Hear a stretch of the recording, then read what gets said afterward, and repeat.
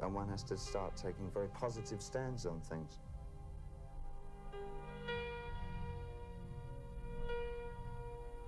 When you feel comfortable with yourself, you can no longer write. That seems to be the writer's great problem. As I get more comfortable, I obviously have the feeling that it's not so much that is my writing as good or as potent as it used to be, but do I need to write anymore?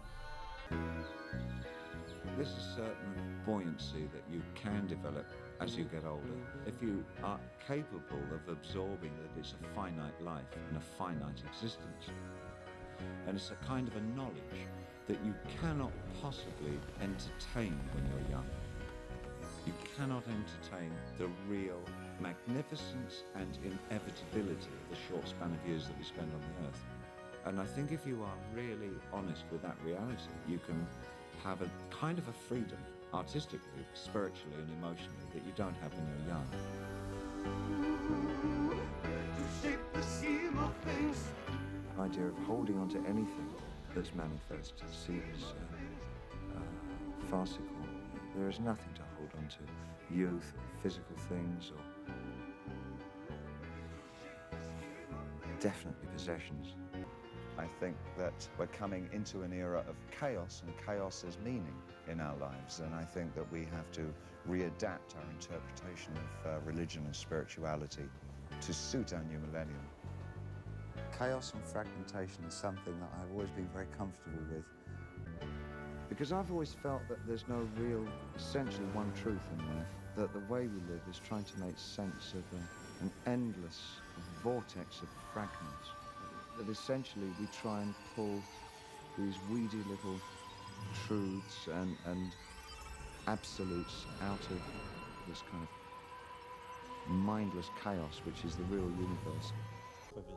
I think it has something to do with being able to reach the end of any one day and feel that you took from it and gave back to it as much as possible.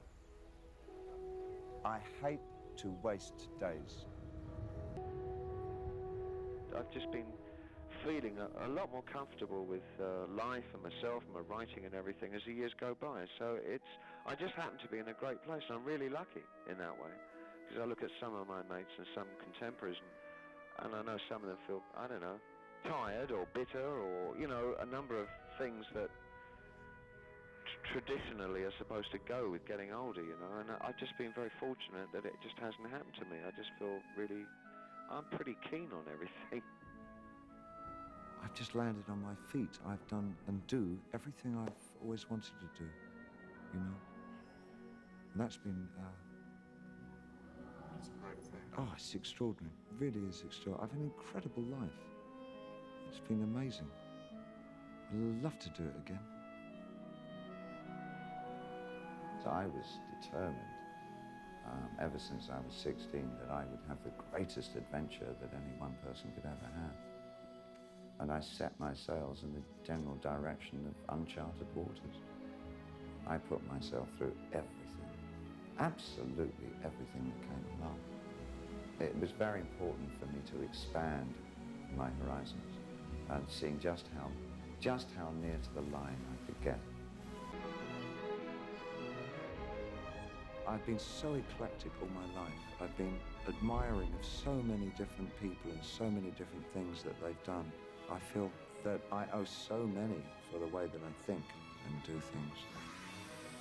I guess anybody who's had the integrity to kind of always work outside of the system has always appealed to me.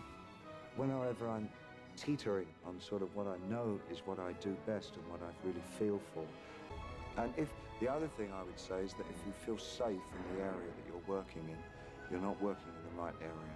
Always go a little further into the water than you feel you're capable of being in. Go a little bit out of your depth. And when you don't feel that your feet are quite touching the bottom, you're just about in the right place to do something exciting. Let me tell you one thing. All people, no matter who they are, they all wish they'd appreciated life more. It's what you do in life that's important. Not how much time you have, what you wish you'd done. I'm dying. You are dying. Second by second, all is transient. Does it matter? Do I bother? Yes, I do. Life is fantastic. It never ends. It only changes. Flesh to stone to flesh.